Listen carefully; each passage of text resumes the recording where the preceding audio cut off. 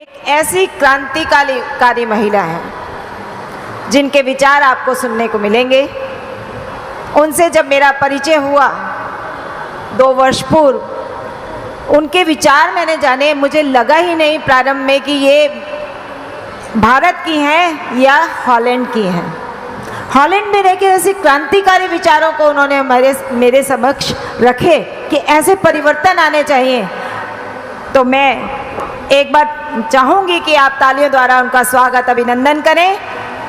मंच की गरिमा को बढ़ाते हुए अपने अमूल्य विचार साझा करने के लिए मैं आमंत्रित कर रही हूँ हॉलैंड से पधारे हमारे मध्य में राधा जी को। राधा जी को कहीं जाना था, इस वजह से उनका कार्यक्रम थोड़ा जल्दी रखा गया। मैंने आपके पास आना। अच्छा, मेरे पास आना था। धन्यवाद राधा जी, अपने विचार आप, मंच आपका।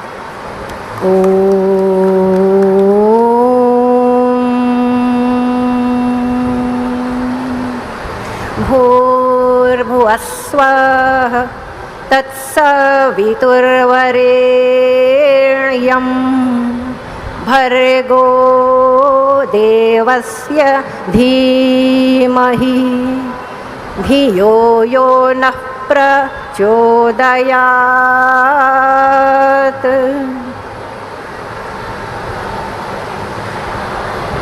होठों पे सच्चाई रहती है, जहाँ दिल में सफाई रहती है।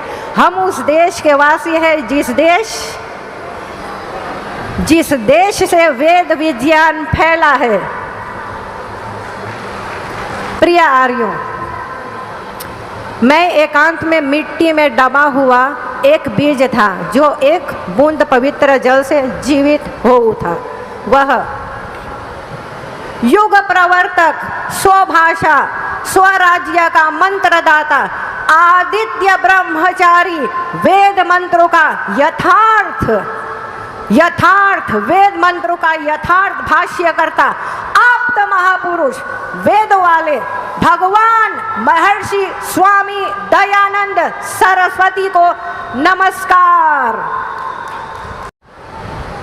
प्रिय आर्यों, विद्वानों के समक्ष मेरा विचार गौण है, परंतु मैं कुछ गंभीरतापूर्वक विचार सभी आर्य समाज संस्थाओं के समक्ष प्रस्तुत करना चाहूँगी। विशेषकर भाषा और माताओं के विषय में मुद्दा अत्यंत आवश्यक है। सावधान, वेद संकट में है, उसके साथ साथ संस्कृत और आर्य भाषा भी संकट में है। क्योंकि मैं विदेश में रहती हूँ, मैं भली भांति जानती हूँ वहाँ क्या चल रहा है, इसलिए उसी के आधार पर ये लाइनें मैं जो आगे बोलूँगी समझ लेना। इन दोनों की सुरक्षा से ही संसार बच सकता है। इसलिए महर्षि दयानंद ने कहा था कि वेद सब सत्य विद्याओं का पुस्तक है। ऐसा क्यों कहा था, हम माताएं ज़रा विचार करें, क्योंकि यहाँ माताओं का विषय चल रहा है। ऐसा क्यों कहा था? वेद का पढ़ना पढ़ाना और सुनना सुनाना परम धर्म क्यों है? विचार कीजिए। यह आर्यों का परम धर्म क्यों केवल आर्यों का ही परम धर्म है कि वेद को हम पढ़े पढ़ाएं सुने सुनाएं? तो क्या हम आर्य लोग जो संसार भर में फैली आर्य समाज संस्थाओं से जुड़े हैं, इसका गंभीरता से विचार नहीं करना चाहिए? मुद्दा वास्तव में अत्यंत आवश्यक है, क्योंकि इन्हीं दोनों अर्थात वेद और आर्य भाषा को प्रकाशित करते हुए हम आर्य लोग अपने लक्ष्य को प्राप्त कर सकेंगे। लक्ष्य है ओम को जानना। इन दोनों के अभाव में संपूर्ण संसार नष्ट और भ्रष्ट हो जाएगा, और इसका पाप हम सभी आर्य माताओं पर, विशेषकर जो धर्म के ठेकेदार हैं, उन पर अवश्य लगेगा। इसलिए सावधान आर्यों। और क्या महर्षि के मोक्ष के पश्चात अब तक यह कार्य नहीं हुआ कि हमें एक वैदिक वैज्ञानिक अग्रणी की स्थापना करनी चाहिए, जिसके अंतर्गत संसार के सभी आर्य समाज और आर्य लोग 10 नियमों के अधीन रहकर अनिवार्य रूप से उनका पालन करें, और विशेष रूप से गृहस्थों को यह सुनिश्चित करना होगा कि वे अपने बच्चों को स्वभाषा यानी कि अर्थात आर्य भाषा से प्रेम करना सिखाएं। तभी वेदों का प्रचार संस्कृत और आर्य भाषा को बचा सकते हैं। अर्थात संसार सत्यासत्य को केवल मात्र आर्य भाषा से ही जान सकेगा। यह अटल निश्चल सत्य है।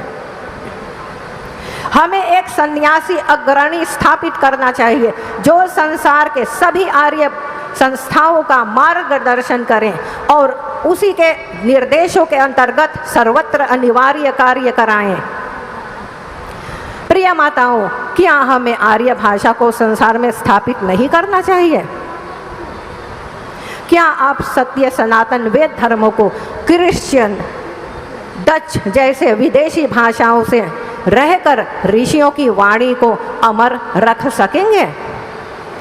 प्रिय माताओं, आर्य समाजों में असंख्य क्रांतिकारी उत्पन्न करने चाहिए। वेदज्ञों में क्रांतिकारी ब्राह्मण चाहिए। संसार में असंख्य वेद प्रचारकों में क्रांतिकारी सन्यासी चाहिए। राष्ट्र सुरक्षा के क्षेत्र में क्रांतिकारी क्षत्रिय चाहिए। गुरुकुल में क्रांतिकारी आचार्य चाहिए। पठन पाठन में क्रांतिकारी विद्यार्थी चाहिए। गृहस्थ आश्रमों में बच्चे क्रांति वीर बने, बच्चे क्रांतिकारी पैदा हो, यही हमारी अपेक्षा होनी चाहिए। परम लक्ष्य तो यह है कि परमात्मा को जानकर अपनी चेतना को ऊंचा उठाकर मोक्ष प्राप्त करना। इस हेतु वेद प्रत्येक तीसरे नियम की पकड़ में क्यों आकर अटक जाते हो और अपने स्व आर्य भाषा को छोड़कर गुलामी भाषा बोलते हो? यह गुलामी आप तब से कर रहे हैं जब से लगभग 1500 वर्ष बीत चुके हैं। जो व्यक्ति अपनी माँ अर्थात आर्य भाषा का अपमान करता है वह कहीं किसी का भी नहीं रहता। विदेश में रहकर आर्य भाषा का गला घोटना भाषा हत्या है और धर्म से गद्दारी भी है। वेद विद्या का प्रचार प्रसार हम करें, ऐसी क्रांतिकारी वैदिक वैज्ञानिक चाहिए।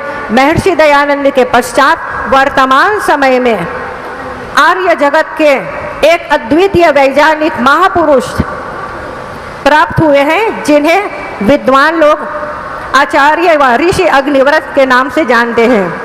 इन्होंने ब्रह्मा से लेकर महर्षि दयानंद पर्यंत आप्त महापुरुषों के भाष्य शैली के अनुसार निरुक्त का भाष्य और आर्य भाषा में किए हैं तथा ओम रश्मि वैदिक रश्मि सिद्धांतों को स्वरचित वेद विज्ञान आलोक में भी उद्धृत कर संसार के समक्ष प्रस्तुत किए हैं। क्योंकि उन्होंने महर्षि दयानंद की भांति निर्भीकता पूर्वक सभी प्रबुद्ध वैज्ञानिकों को चुनौतीपूर्ण शास्त्रार्थ के लिए ललकारा और चेतावनी भी दी। मैं समझती हूँ कि महर्षि के पश्चात हमें पुनः एक ऐसा वैदिक वैज्ञानिक का साक्षात्कार हुआ है जिसने महर्षि दयानंद के भाष्य को ठीक ठीक समझकर वेद मंत्रों के 3 प्रकार के अर्थों को संसार के सम्मुख रखा है।